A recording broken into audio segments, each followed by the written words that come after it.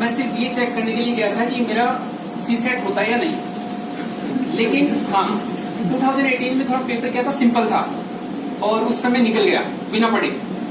तो फिर मैं थोड़ा सा कैजुअल हो गया कि यार सी सेट में अपन को ज्यादा फोकस करने की जरूरत नहीं है, अपन को जीएस पे लगाना पूरा ध्यान।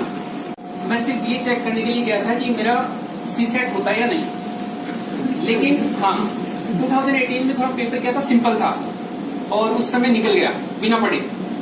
तो फिर मैं थोड़ा सा कैजुअल हो गया कि यार सी सेट में अपन को ज्यादा फोकस करने की जरूरत नहीं है, अपन को जीएस पे लगाना पूरा ध्यान। और उसी टाइम से मैंने क्या किया, जीएस। अब आप रिकॉर्डिंग तो कर रहे हो मतलब इसके साथ सबसे बड़ी प्रॉब्लम क्या है, अब आप सेलिब्रिटी बन गए हैं। वो तो बात ठीक है, लेकिन क्या होता है ना कि क्लिप्स जो छोटी छोटी बन जाती है, फिर जो आपको एक्चुअल में जो बातें बतानी रहती है उसको और फैला देते हैं लोग। तो ऐसा आप मत करना, मेरी काइंडली रिक्वेस्ट है, ठीक है। तो 2019 का फिर मैं जब अटेम्प्ट देने गया तो मैंने सी सेट पढ़ के ही नहीं गया, क्योंकि मुझे कॉन्फिडेंस था कि इजीली जब 2018 में अपन ने निकाल लिया तो 19 में निकाल देंगे। उस समय पेपर अब यूपीएससी लगातार क्या है, डे बाय मतलब हर ईयर बाय ईयर क्या है, अपना जो लेवल है सी सेट का वो बढ़ा रही है, क्योंकि जीएस में उसके पास ज्यादा स्कोप नहीं है बच्चों को बाहर निकालने का। तो सोच रही है कि नॉन सीरियस जो कैंडिडेट है उनको कैसे बाहर निकाला जाए। तो सी सेट एक बहुत बढ़िया उसके पास जरिया है। 2019 में मैं सी सेट में बुरी तरह फेल हुआ। 2019 में मैंने थोड़ा सा सीरियस लिया कि यार 2018 में चलो कोई बात नहीं, अपन नहीं हो पाया। 2019 में अपन ने बिल्कुल नहीं पढ़ा तो थोड़ा पढ़ लेंगे। 2020 में थोड़ा पढ़ के गया, उससे भी नहीं हुआ। उसके बाद फिर मैंने ये समझा कि यूपीएससी कोई भी पेपर लेता है तो उसके पीछे उसका कोई सोच है और आपको हमेशा एक प्रोजेक्ट के तौर पे लेना है। अगर सी सेट है तो उसका उतना ही इंपॉर्टेंस है जैसे आप जीएस को लेते हो। तो उसमें आप हमेशा कमांड जब तक नहीं करोगे, हो सकता है कि आपके 150 मार्क्स आ जाएं आउट ऑफ 200, तो उससे आपको टेंशन नहीं लेना है कि यार ज्यादा हो गया सी सेट का, जीएस कम। आपको दोनों पेपर्स पे क्या एक बराबर फोकस रखना है। फर्स्ट एक इम्पोर्टेंट पॉइंट है आपका सी सेट। सेकेंड कि इस जर्नी में आपने ये देखा होगा कि बार बार आप डिमोटिवेट होते हो। जैसे मेरा 3 बार प्रीलिम्स नहीं हुआ, तो हो सकता था कि मैं 4th अटेम्प्ट में ये सोचता कि यार अपना तो प्रीलिम्स नहीं हो रहा, ये नर्वसनेस मुझ में आई थी। लेकिन हर बार आपको खड़े होना पड़ता है और बाहर से आपको मोटिवेशन कभी नहीं मिलेगा। वो वाला मोटिवेशन आपके लिए 4 दिन काम करेगा, 5 दिन काम करेगा, फिर बाद में आप क्या करोगे, इधर उधर फिर मोटिवेशन ढूंढोगे। ऐसे ये जो सर्विस है यूपीएससी, इसमें यूपीएससी का जो पैटर्न बना हुआ जो मैंने समझा बाद में, पहले मुझे समझ में नहीं आता था, लेकिन इसमें मैंने समझा कि आप एक डिस्ट्रिक्ट को एडमिनिस्ट्रेशन करने जा रहे हो या बड़ी बड़ी पोस्ट को होल्ड करने जा रहे हो, इसके लिए ऐसे बंदे नहीं चाहिए जो बाहर से मोटिवेशन लेते रहे हमेशा लाइफ में। वो उनको ऐसे बंदे चाहिए जो इनर मोटिवेटेड रहे, कैसी भी परिस्थिति आए उसको फेस कर सके। तो आप इस पॉइंट को समझो। सेकेंड जो एक इम्पोर्टेंट पॉइंट है आपका एटीट्यूड। होता क्या है कि जैसे आप अभी बैठ के पढ़ रहे हो, किसी आपके फ्रेंड ने कॉल किया कि आओ यार चाय पीते हैं थोड़े टाइम के लिए। चलो वो ठीक है कि आप थोड़े से टेंशन में हो या फिर आपको लगता है कि यार सुबह से हम बैठे बैठे पढ़ रहे हैं, थोड़ी टाइम रेस्ट होना चाहिए। लेकिन आप उस चीज को ऐसे जैसे आप मॉर्निंग में आए 11 बजे, कभी फ्रेंड ने कॉल कर दिया, आपके दिमाग में है कि चलो 11 बजे चलते हैं। फिर किसी दिन आपको 2 बजे बोल रहा है, 2 बजे आप जा रहे हो। तो इसका आपका एक टाइम फिक्स होना चाहिए कि आप कब क्या कर रहे हो।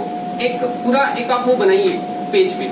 जैसे मैंने क्या किया कि पहले मैं बनाता था, अपना डायरी मेंटेन करता था जिसमें मैं सुबह से शाम तक क्या कर रहा हूँ। तो उसमें क्या होता है कि हो सकता है शुरू के टाइम में आपको 1-2 महीने ऐसे बेकार लगेगा या आप उसको फॉलो नहीं कर पाओगे, लेकिन उससे आपका एक ऑथेंटिसिटी आएगी खुद के लेवल पर कि यार मैंने सुबह से बैठा, 2 घंटे मेरे गप में चले गए या फिर 2 घंटे हमने ये काम गलत किया या ये मेरा टाइम केवल बात करने में चला गया।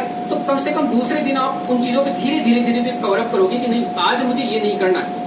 तो एटीट्यूड जब तक आपका चेंज नहीं होगा माय डियर फ्रेंड्स, तब तक देखो इस एग्जाम में लेकर जो मैंने महसूस किया है, इसमें नॉलेज वो बहुत पीछे की चीज है, आपका हार्डवर्क वो बहुत पीछे की चीज है। सबसे जो इम्पोर्टेंट है फर्स्ट वो आपका एटीट्यूड। एटीट्यूड आपका पहले दिन से वैसा हो जाना चाहिए जो एक एडमिनिस्ट्रेशन के लिए एक जो बंदा चाहिए उसका कैसा होना चाहिए।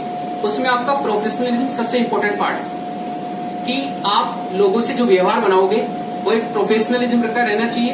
ऐसा नहीं कि आप बिहेव ऐसा कर रहे हो, पढ़ना आप चाह रहे हो कि मैं आईएएस बनूं, लेकिन आपका बिहेव ऐसा है, चाहे वो कोई भी हो यहाँ पर, और जो आसपास के जो रिलेशन में रहते हैं, चाहे वो आप किसी ऑटो से जा रहे हो, वहां पर आपका छोटी छोटी चीजें, क्योंकि होगा क्या कि आप मान लो कहीं से आ रहे हो ऑटो से, आपने ऑटो वाले से किराए पे झगड़ा कर लिया, थोड़ा टाइम आपका उसी में वेस्टेज हो जाएगा। ये छोटी छोटी सी बातें हैं, लेकिन आपके लिए इसमें जो जर्नी है उसमें कहीं ना कहीं आपको डिस्टर्ब करती रहेगी। और अगर आप इन्हीं को मैनेज करते रहोगे तो इनको ये आपके लिए मैनेज करने के लिए रहे नहीं। इसका सबसे बेस्ट एग्जांपल, मतलब बेस्ट क्या रहेगा कि आप इनमें बेहतर तरीके का एक फिक्स कर लो कि मुझे ये वाला प्रोफेशनलिज्म बना के रखना है माइंड सेटअप के लेवल पर, फिर आपके लिए बहुत इजी हो जाएगा। क्योंकि जब आप देने जाओगे प्री, उसके बाद मेंस, तो वहां पर क्या है कि पेपर्स का जो पैटर्न बना रखा है यूपीएससी ने, वो उन बंदों को लिए एकदम सेटअप है कि जो माइंड से एकदम क्लियर है। क्योंकि जब आपके माइंड में 10 तरह की टेंशन रहेंगी, तो जो वहां पर आप बैठ के लिख रहे हो फटाफट मेंस में, क्योंकि वहां तो ऐसे AK-47 चलती है, जैसे आप एक बार बैठते हो 3 घंटे के लिए, तो आपको फिर दोबारा सिर तभी उठता है जब 3 घंटे पूरे नहीं हो जाते, और वो भी जो इनविजिलेटर है वो आके बताता कि भाई अब तुम्हारा टाइम हो गया है। कई बार तो फिर भी देने का मन नहीं करता। तो 3 घंटे जो है, समझ लो मेरी बात, तो 3 घंटे हैं, उस 3 घंटे में पेपर पूरा करना, वो कब हो पाएगा माय डियर फ्रेंड्स? जब आपका माइंड का लेवल का जो क्लियरेंस है, मतलब जो टोटली आप डिवोटेड रहोगे यूपीएससी के लिए, तब भी हो पाएगा। अदरवाइज हम क्या करते हैं कि यार ये कर लेते हैं, ये रिलेशनशिप कर लेते हैं, बनाओ, दैट्स वेरी नाइस, लेकिन उनको किस तरीके से आपको मेंटेन करके रखना है वो एक इम्पोर्टेंट पार्ट है। तो मैं इतना ही कहूंगा कि इस जर्नी में आपको घबराने की जरूरत नहीं है। आप कुछ सीख सकते हो तो ये सीख सकते हो कि 3 प्रीलिम्स मेरा नहीं हुआ था, उसके बाद भी मैंने हार नहीं मानी कि होगा जो देखा जाएगा, लेकिन आप अपने लेवल पे लगातार बेस्ट करते रहो। ठीक है, थैंक यू। इनका नाम है प्रहलाद नारायण शर्मा, 104वां रैंक है, और ये एक तरह से पहले मेंस के टर्न में टॉपर आईएएस में आ गए हैं। और इनकी बात सुनकर लग रहा है कि जिला अच्छा संभाल लेंगे, कोई इसमें आशंका की बात है नहीं। जो दूसरे हमारे साथ हैं साथी